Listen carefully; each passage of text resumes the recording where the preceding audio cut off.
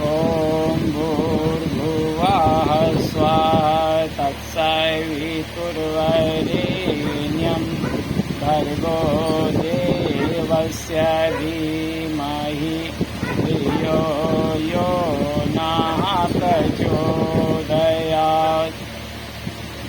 हमारे आत्मीय बंधुओं, आज हम प्रज्ञापुत्र सिंह जी का अग्नि परीक्षा एवं आत्म दर्शन का चर्चा करेंगे। आत्म जीवन का समीक्षा करेंगे और इस अग्नि परीक्षा में आप सब का सचेत होने का भी एक संकेत प्रस्तुत करेंगे। मित्रों, सन 1985 की बात है। मैट्रिक परीक्षा पास करके हम भाई के साथ काम करने के लिए धनबाद में गए थे। सोचे वहाँ पढ़ेंगे और आगे सदैव बढ़ते रहेंगे और लोक मंगल के काम आएंगे। जैसे ही 1985 में धनबाद गए, लकड़ी का काम करते थे। गुमटी में रोड पर सोया करते थे और समय समय पर कॉलेज भी जाया करते थे। उस समय हमारे बड़े भाई ने एक दिन कहा, देखो ये बड़े मकान जो बने हैं वो कमाने से नहीं बने। मैंने कहा कि आप कहना क्या चाहते हैं?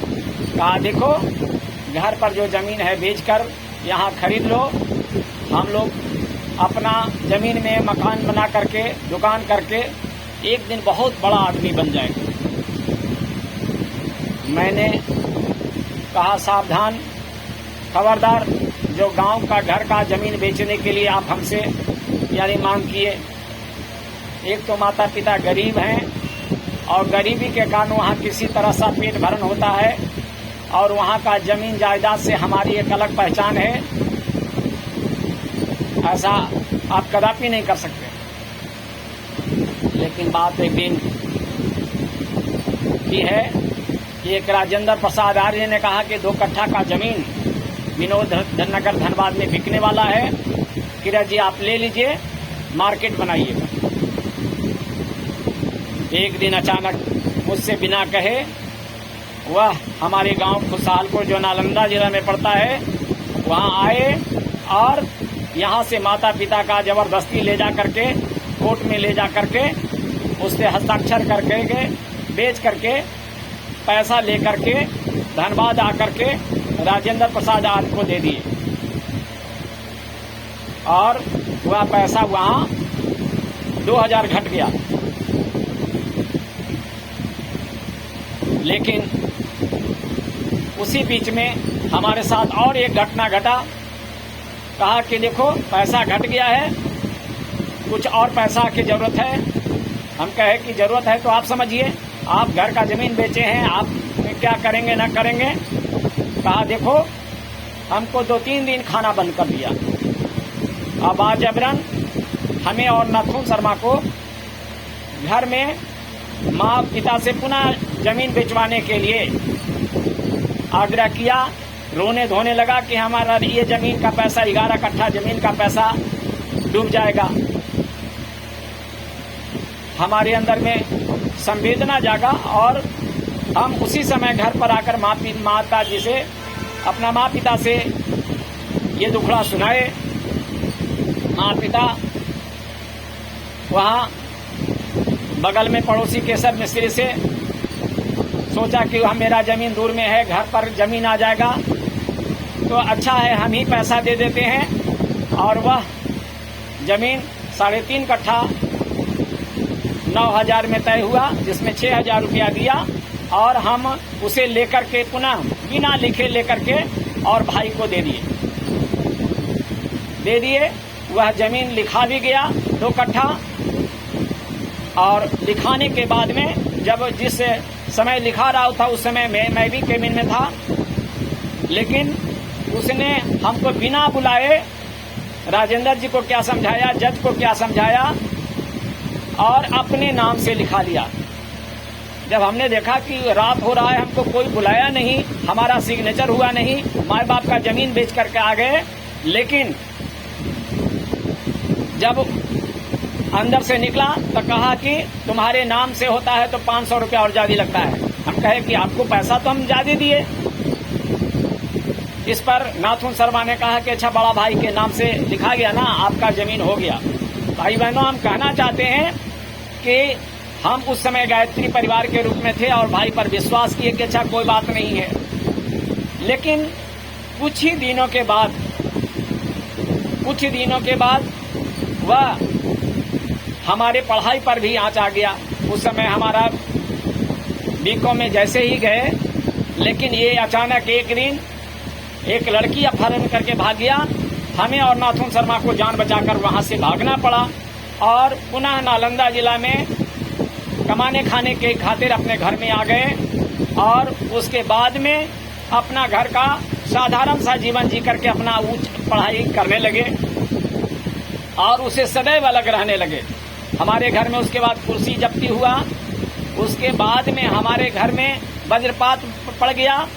हमारा जवान बहन शादी के लिए इधर उधर कोई पैसा नहीं देता था। उस समय मैं पढ़िए रहा था और पैसा नहीं था, कोई गांव वाले कोई साथ नहीं दिया। किसी से कर्जा लेकर के कई बार हमने आत्महत्या करने की बात अपने आप को सोचे कि बहन का शादी 2 बाहा 3 बाहा से हो जाएगा तो हमारा जीवन क्या होगा, हमारा क्या यानी रहन सहन होगा। तो हमने क्या किया कि कर्जा लेकर के कहीं से नहीं मिला। अंत में एक दिन गायत्री यज्ञ में हिलसा में रो रहे थे एकांत में जाकर के। जब रोते हुए रामदेव बाबू देखे, कहे शिव जी क्या हो गया? कहा कि सर मेरा बहन का शादी कई एक जगह कट गया, पैसा के अभाव में, थोड़ा सा जमीन है वह भी बिक जाएगा, हम भूमिहीन हो जाएंगे। उन्होंने हमारा दुख दर्द को समझा, हमारी महिमा को समझा और उन्होंने कहा कि जितना खर्चा होगा हम देंगे, आप पैसा धीरे धीरे दे दीजिएगा, चिंता नहीं करिए। और उन्होंने मेरा चिंता दूर कर दिया।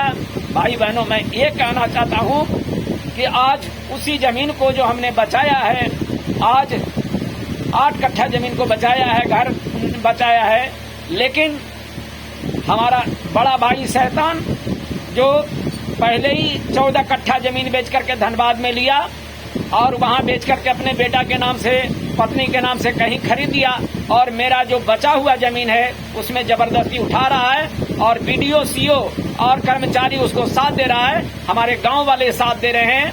बताइए, हमारा जो जीवन है, हमारा जो पारिवारिक जीवन है, हमारा जो व्यक्तिगत पारिवारिक जीवन है, वो कैसे बर्बाद कर रहा है। आज हम प्रखंड कंगरसराय के बीडीओ, सीओ से भी यही निवेदन करना चाहेंगे कि आप गलत कर रहे हैं और गलत जांच कर रहे हैं कि एक दिन अचानक हमें थाना में हमारा मस्तक पर मार दिया, फाड़ दिया।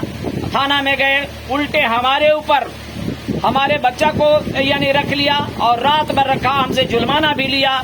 आज का प्रशासन, आज का भ्रष्टाचार, आज का अनैतिकता चरम सीमा पर है। भाई बहनों, इसको हम लोग समझें और चेत जाएं। हम गायत्री परिवार ही नहीं बने, हम सिर्फ सरल ही नहीं बने, सिर्फ मृदुभाषी भी नहीं बने। कहा गया है, सुधा बीज बोने से पहले काल कूट पीना होगा, पहिन मौत का मुकुट विस्फीत, अब मानव को जीना होगा।